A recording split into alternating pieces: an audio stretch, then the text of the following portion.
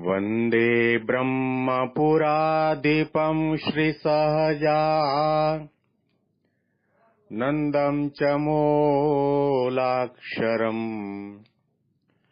श्रेयस्कारणसद्गुणैकनिलयम् श्रीप्रागजिह्वावत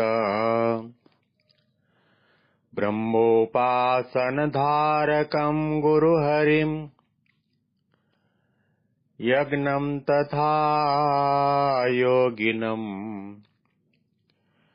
प्रीत्येवम् प्रमुखम् महन्तमनिशम् श्रीजीस्वरूपम् मुदा। મહિમાનો મહિમા પ્રવચનમાળામાં સૌને સાષ્ટાંગ પ્રણામ. જય સ્વામિનારાયણ. ચાતુર્માસની અંદર આપણે વચનામૃતનો મહિમા, વચનામૃતનો મર્મ અને રહસ્ય સમજવા માટેનો પ્રયત્ન કરી રહ્યા છીએ. ગઢડા પ્રથમના 14મા વચનામૃતની અંદર આપણે થોડી વાતો સાંભળી કે આધ્યાત્મિક માર્ગમાં મહાન કોણ છે.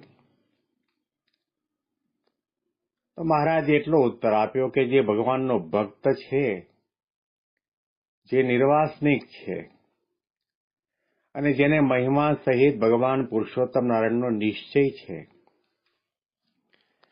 એ ત્યાગી હોય કે ગ્રહી હોય, બાળક હોય કે યુવાન હોય, બાઈ હોય કે ભાઈ હોય, ભણેલો હોય કે અભણ હોય, રૂપાળો હોય કે કદરૂપો હોય, એ ભગવાનની નજરમાં મહાન ભક્ત છે.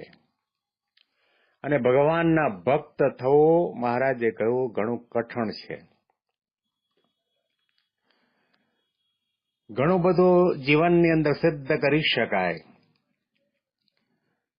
ઘણી મોટી મોટી શૈક્ષણિક ક્ષેત્રની અંદર ડિગ્રી પ્રાપ્ત કરી શકાય,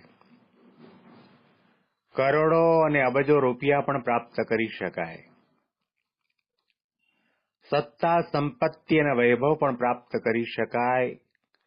જોકે એ બધું પ્રાપ્ત કરવું થોડું કઠણ તો છે, પરંતુ વધારેમાં વધારે કઠણ ભગવાનના ભક્ત થવું તે છે. ભગવાનના ભક્ત થવા માટે ભગવાનનો નિશ્ચય, જે નિશ્ચયમાં ક્યારેય પણ કોઈ પણ સંજોગોમાં લેશ માત્ર ડગમગાટ ન થાય, શંકા કુશંકા ન થાય, મનમાં તાંડવ ઊભું ન થાય, અને ભગવાન પુરુષોત્તમ નારાયણનો મહિમા આપણને સારી રીતે સમજાય, એમના સંતોનો મહિમા સમજાય, ભગવાન પુરુષોત્તમ નારાયણની આજ્ઞાનું યથાર્થ રીતે પાલન થાય, અને ભગવાનને જે ગમે છે એ પ્રકારે આપણી તમામ માનસિક, વાચસિક અને કાયિક ક્રિયાઓ બને. અને એ ભક્ત એમ માને કે મારા મહાન મહાન ભાગ્ય છે કે અનંત જન્મથી 184ના ચક્રાવામાં ભટકતો હતો, આ વખતે ભગવાન પુરુષોત્તમ નારાયણ મને મળ્યા. અને એમના ધારક, એમના વાલા સંતો, હરિભક્તોનો મને યોગ થયો, અને સંતો મારા માટે તો પરમ ચિંતામણી તુલ્ય છે, કલ્પવૃક્ષ સમાન છે. એમ સમજીને સત્સંગમાં દાસનો દાસ બનીને, દિવ્ય ભાવ રાખીને, નિર્દોષ બુદ્ધિ રાખીને જે સેવા અને ભક્તિ કરે છે, એવો ભક્ત ભગવાન અને સંતની નજરની અંદર મહાન છે. કદાચ પ્રાકૃત દ્રષ્ટિવાળા દુનિયાના માણસો તો ન સમજી શકે, પરંતુ સત્સંગની અંદર પણ કદાચ એવા ભક્તને સમજવાવાળા કદાચ બહુ ઓછા હોય, તો પણ એની આધ્યાત્મિક કિંમત ઘટતી નથી, કારણ કે ભગવાનની નજરમાં એ ભક્ત છે. અદ્ભુત વાતો મહારાજે આ વચનામૃતની અંદર કરી છે. અને હવે સદગુરુ મુક્તાનંદ સ્વામી મહારાજને પ્રશ્ન પૂછે છે.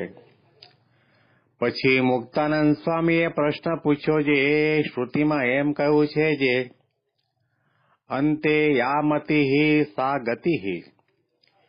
એવી રીતે કહ્યું છે જે અંતકાળે ભગવાનને વિશે મતિ રહે તો ગતિ થાય અને ન રહે તો ન થાય, એવો શ્રુતિનો અર્થ ભાષે છે.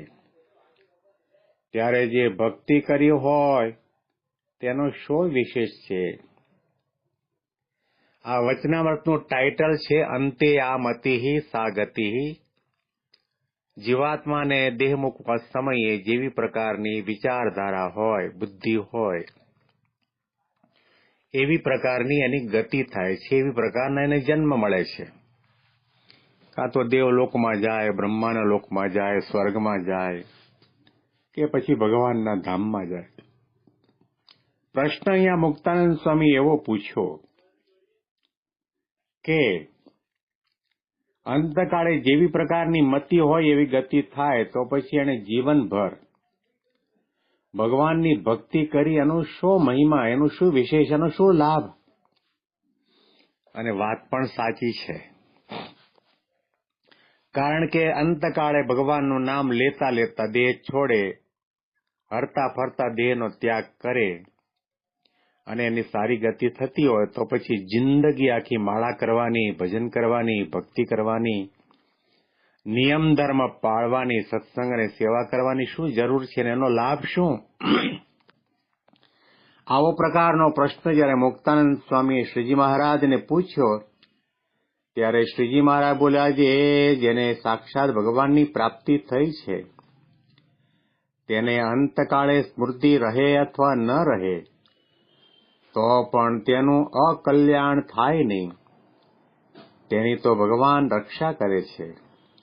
અને જે ભગવાન થકી વિમુખ છે તે તો બોલતા ચાલતા દેહ મૂકે છે તો પણ તેનું કલ્યાણ થતું નથી અને મરીને યમપુરીમાં જાય છે. અને કેટલાક પાપી કસાય હોય તે બોલતા ચાલતા દેહ મૂકે છે અને ભગવાનનો ભક્ત હોય અને તેનો અકાળ મૃત્યુ થયો તે માટે શું તેનું અકલ્યાણ થશે?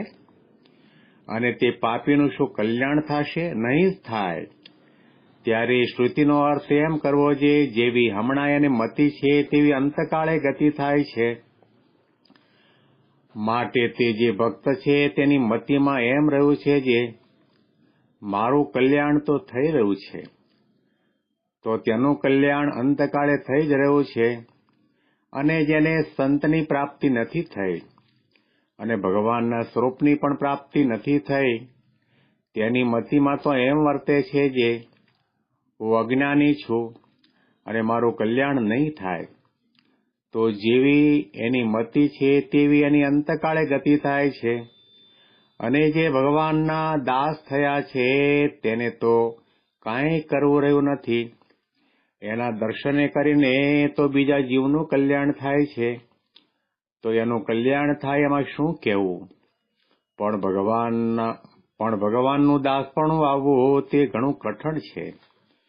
કેમ જે ભગવાનના દાસ હોય તેનો તો એ લક્ષણ છે જે દેહને મિથ્યા જાણે અને પોતાના આત્માને સત્ય જાણે અને પોતાના જે સ્વામી તેને ભોગવ્યાના જે પદાર્થ તેને પોતે ભોગવવાને અર્થે ઈચ્છે જ નહીં અને પોતાના સ્વામીનું ગમતું મૂકીને બીજું આચરણ કરે જ નહીં, એવો હોય તે હરિનો દાસ કહેવાય. અને જે હરિનો દાસ હોય અને દેહરૂપે વર્તે તે તો પ્રાકૃત ભક્ત કહેવાય. ઇતિ વચનામૃતમ. એવી રીતે ગઢડા પ્રથમ પ્રકરણનું 14મું વચનામૃત જે તે થયું. સદગુરુ મુક્તાનંદ સ્વામીના પ્રશ્નનો ઉત્તર મહારાજ પોતે બહુ સુંદર રીતે આપી રહ્યા છે કે જેને ભગવાનની પ્રાપ્તિ થઈ છે તેને દેહ મૂકવા સમયે કદાચ સ્મૃતિ રહે કે ન રહે તો પણ તેનું અકલ્યાણ ન થાય. એ તો ભગવાન એની રક્ષા કરે અને એ ભગવાનના ધામને જ પામે.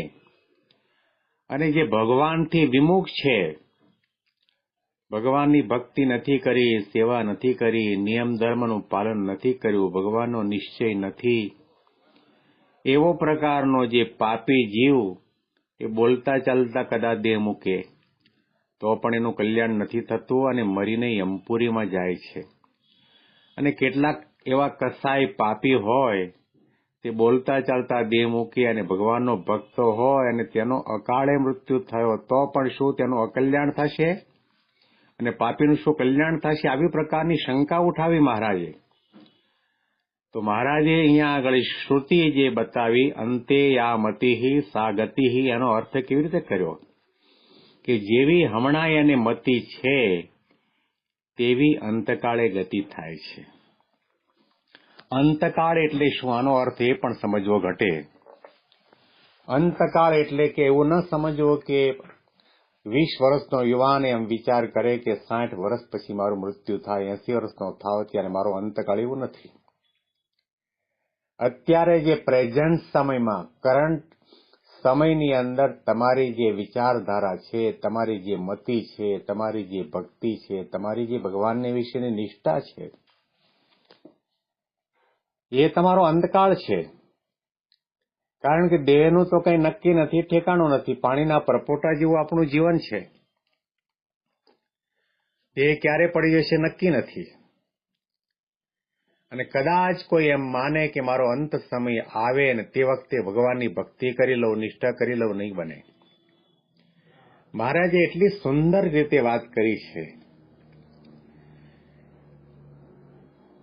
એ ભગવાનનો જે ભક્ત છે એના મનની અંદર તો કેવી ભાવના છે કે મારું કલ્યાણ થઈ રહ્યું છે અને તો એનું અંતકાળે કલ્યાણ થઈ જ ગયું છે. અને જેને સંતની પ્રાપ્તિ નથી થઈ અને ભગવાનના સ્વરૂપની પણ પ્રાપ્તિ નથી થઈ, તેની મતિમાં તો એમ વર્તે હું અજ્ઞાની છું, મારું કલ્યાણ થશે કે નહીં થાય, એવી જેની મતિ હોય અને અંતકાળે ગતિ ન થાય. પહેલામાં પહેલી વાત તો જે ભગવાનનો ભક્ત થયો છે એને ક્યારેય પણ પોતાના કલ્યાણની બાબતમાં શંકા ન થાય. જો ખરેખર એને ભગવાન પ્રગટની પ્રાપ્તિ થઈ છે, પ્રગટમાં પ્રતીતિ થઈ છે, ભગવાનનો દ્રઢ મહિમાએ સહિત નિશ્ચય થયો છે અને સમજાણું છે કે હું ભગવાન પરબ્રહ્મ પુરુષોત્તમ નારાયણ પ્રગટ આ પૃથ્વી પર વિરાજમાન છે, એના શરણમાં છું, તો કાળ, કર્મ, માયાની કોઈ તાકાત નથી કે મારો વાંકો વાળ કરી શકે. અને જ્યારથી ભગવાન પુરુષોત્તમ નારાયણે મારું કાંડું પકડ્યું, મારા ગળામાં એમણે મને કંઠી પહેરાવી, મારા માથા ઉપર અભયસ્ત મૂક્યો, ત્યારથી હું અક્ષરધામમાં બેઠો છું. અક્ષરધામમાં જવાનું આવવાનું છે નહીં, સતીદેહ અક્ષરધામને પામી ચૂક્યો છું. આવી પ્રકારનો એને મહિમા વર્તે, નિશ્ચય વર્તે, દ્રઢતા વર્તે. કોણ જાણે આ કેમ થયું, આવ્યો અણચિંતયો સુખ, આવ્યો અણચિંતયો સુખ, ઢાળો અલૌકિક ઢળી ગયો, મળ્યા હરિમુખો મુખ, મળ્યા હરિમુખો મુખ, ભાગ્ય જાગ્યા રે આજ જાણવા. કોણ જાણે આ કેમ થયું, આવ્યું અણચિંતવ્યું સુખ. હજારો વર્ષો સુધી તપ કરીને રાફડા થઈ જવાય, છતાં પણ ભગવાનના દર્શનની ઝાંખી ન થાય, ભગવાનના ચરણનો સ્પર્શ કરવાનો લાભ ન મળે. એ પરબ્રહ્મ પરમાત્મા પુરુષોત્તમ નારાયણ આ પૃથ્વી ઉપર પધારે એટલા માટે બ્રહ્માજીએ પોતાના કેટલાય વર્ષો સુધી તપ કર્યું, ત્યારે ભગવાન પુરુષોત્તમ નારાયણના ચરણારવિંદ આ પૃથ્વી પર પધાર્યા. એ ભગવાન પુરુષોત્તમ નારાયણનો મને ભેટો થયો છે. હવે મારા કલ્યાણમાં કંઈ બાકી નથી. મારું દર્શન કરશે તે તરશે, મારા ગોળાનું પાણી પીશે એનું પણ કલ્યાણ, મારા હાથના બનાવેલા રોટલા ખાશે એનું પણ કલ્યાણ, મારા કપાળની અંદર તિલક અને ચાંદલો બિરાજમાન છે એનું દર્શન કરે એનું પણ કલ્યાણ.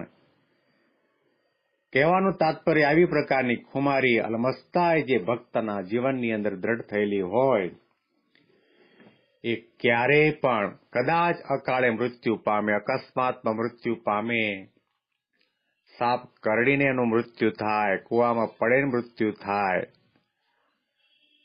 અઘટિત રીતે મૃત્યુ થાય, તો પણ એ બીજા લોકને ન પામે, સીધો અક્ષરધામમાં જવાનો ભગવાન એના માટે વિમાન લઈને આવ્યા હોય અને વિમાનમાં બેસાડીને પોતાના ધામમાં લઈ જાય છે. એનો કોઈ દિવસ અમંગળ થતો નથી. તો મનમાં એવી પ્રકારની ક્યારેય પણ શંકા ન રાખવી. શંકા તો ત્યારે થવી જોઈએ જો આપણામાં નિષ્ઠાની દ્રઢતા ન હોય, આજ્ઞા ઉપાસનાની દ્રઢતા ન હોય, પ્રગટ સ્વરૂપમાં પ્રતીતિ ન આવી હોય, પ્રગટ સ્વરૂપની અંદર તર્ક વિતર્ક અને શંકા કુશંકા એમના ચરિત્રમાં થતા હોય તો સમજવો કે આપણું કલ્યાણ ન થાય. પરંતુ જ્યારે ભગવાન જેવા ભગવાન અને ભગવાનના ધારક સંત પ્રમુખ સ્વામી મહારાજ અને મહંત સ્વામી મહારાજ આપણને પ્રાપ્ત થયા છે, એમણે આપણને કોલ આપ્યો છે. મેં મારા કાને સેંકડો વખત પ્રમુખ સ્વામી મહારાજના મુખકમળમાંથી નીકળતા અવદ્ગારો સાંભળ્યા છે. ભગવાન સ્વામીના દ્વિશતાબ્દી મહોત્સવ વખતે, ગુણાતીત દ્વિશતાબ્દી મહોત્સવ વખતે, દિવાળી અન્નકૂટના સમયની અંદર પણ ગોંડલની અંદર પ્રમુખ સ્વામી મહારાજ ઘણી વખત બોલ્યા છે. અને એટલું જ નહીં, પરંતુ મુંબઈની અંદર મૂર્તિ પ્રતિષ્ઠા, શિખરબદ્ધ મંદિરની મૂર્તિ પ્રતિષ્ઠા કરતી વખતે આખોએ રોડ બ્લોક કર્યો હતો અને તડકો હતો અને બધા હરિભક્તો તડકામાં બેઠા હતા. અને તે વખતે પ્રમુખ સ્વામી મહારાજે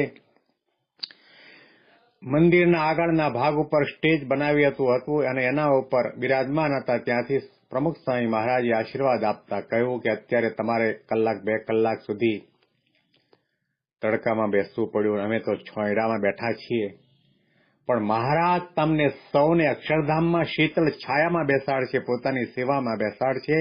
આવી પ્રકારના આશીર્વાદ પ્રમુખ સ્વામી મહારાજે આપ્યા છે. એ જો સંત સાચા બોલા હોય, ભગવાનના અખંડ ધારક સંત છે, એવી પ્રકારની પ્રતીતિ હોય, વિશ્વાસ હોય, તો ક્યારેય પણ જાગ્રત સ્વપ્ન સુષુપ્તિમાં આપણને એવો વિચાર ન થવો જોઈએ કે મારું કલ્યાણ થશે કે કેમ. આપણે કલ્યાણ થઈ ગયું છે, અક્ષરધામમાં બેઠા છીએ અને આપણું દર્શન કરશે એનું પણ કલ્યાણ, આપણી સેવા કરશે, આપણને જમાડશે, બોલાવશે એનું પણ કલ્યાણ. આવી પ્રકારની ખુમારી અલમસ્તાય ભગવાનના ભક્તને રાખવી ઘટે. તો અહીંયા આગળ મહારાજે મુક્તાનંદ સ્વામીના પ્રશ્નનો ઉત્તર આપી કહ્યું કે એને ગમે તે પ્રકારે મૃત્યુ થાય તો પણ એની અસદગતિ નથી થતી, ભગવાનના ધામને પામે છે. કારણ કે એને મતિમાં એક જ વિચારધારા છે કે ભગવાન અને ભગવાનના સંતનો મને આશરો થયો છે, એની સેવા મળી છે, એને રમાડ્યા છે, જમાડ્યા છે, રાજી કર્યા છે, એમની આજ્ઞાનું પાલન કર્યું છે, એટલે મારું કોઈ દિવસ અકલ્યાણ નહીં થાય. આવી દ્રઢતા રાખે એ ભગવાનનો ભક્ત છે.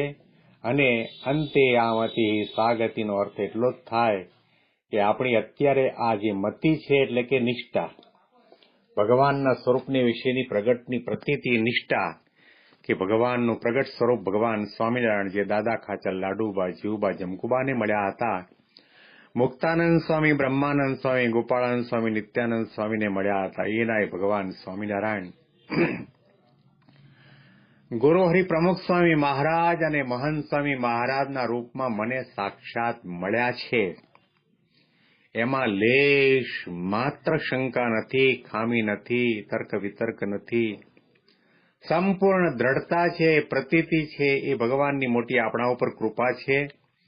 તો મનમાં ક્યારેય પણ ઓછું ન લાવવું અને આપણું કલ્યાણ છે સ્વરૂપ નિષ્ઠાથી છે. નિશ્ચય રૂપ એકડો હંમેશા માટે ગુંટતા રહેવું. વૃદ્ધાવસ્થાના કારણે કદાચ હાથમાં લકવો થયો હોય, માળા થાય કે ન થાય, પગે ચાલી શકાતું ન હોય તો પ્રદક્ષિણા થાય કે ન થાય, વૃદ્ધાવસ્થાના કારણે કદાચ દંડવત આપણાથી થાય કે ન થાય, પણ મનમાં એવો પ્રકારનો કોઈ વિચાર ન કરવો કે મારું કલ્યાણ થશે કે કેમ. કારણ કે આપણને પ્રગટ પુરુષોત્તમ મહારાજ મળ્યા છે. ન ગઈ ગંગા ગોદાવરી કાશી, ન ગઈ ગંગા ગોદાવરી કાશી, ઘેર બેઠા મળ્યા અક્ષરવાસી તપને તીરથમાં હું કાંઈ નવ જાણું તપને તીરથમાં હું કાંઈ નવ જાણું સેજે મળ્યા. ભગવાન સાક્ષાત આપણને સહજમાં મળ્યા છે કે તપ નથી કર્યું, માળા નથી કરી, સાધના નથી કરી. ભગવાનની અતિ કૃપા અને અતિ દયા છે કે ભગવાન આપણને ઘેર બેઠા મળ્યા છે. આપણું કલ્યાણ થઈ ચૂક્યું છે. અખંડ આનંદમાં રહેવું, કેફમાં રહેવું, મસ્તીમાં રહેવું અને હંમેશના માટે આપણા જબાનો ઉપર એવી પ્રકારના શબ્દો નીકળે કે મારે અક્ષરધામમાં જવા આવવાનું છે નહીં, હું અક્ષરધામમાં બેઠો છું, અક્ષરધામને પામી ચૂક્યો છું અને સાધના કરીને જે ભગવાનની મૂર્તિના દર્શન કરવાના છે એ ભગવાન પુરુષોત્તમ નારાયણના દર્શન વર્તમાન સમયની અંદર ગુરુહરિ મહંત સ્વામી મહારાજની અંદર થઈ રહ્યા છે. આવી પ્રકારની દ્રઢતા રાખીને આપણે સત્સંગ, સેવા, ભક્તિ કરીએ અને એવી પ્રકારના બુદ્ધિશક્તિને બળ આપણને હંમેશા માટે બની રહે એ મહારાજ અને સ્વામીના ચરણમાં પ્રાર્થના કરીએ છીએ. મહિમાની વિશેષ વાતો આપણે આવતીકાલના પ્રવચનમાં વચનામૃતના માધ્યમ દ્વારા આપણે સાંભળીશું. સૌને સાષ્ટાંગ પ્રણામ. જય સ્વામિનારાયણ.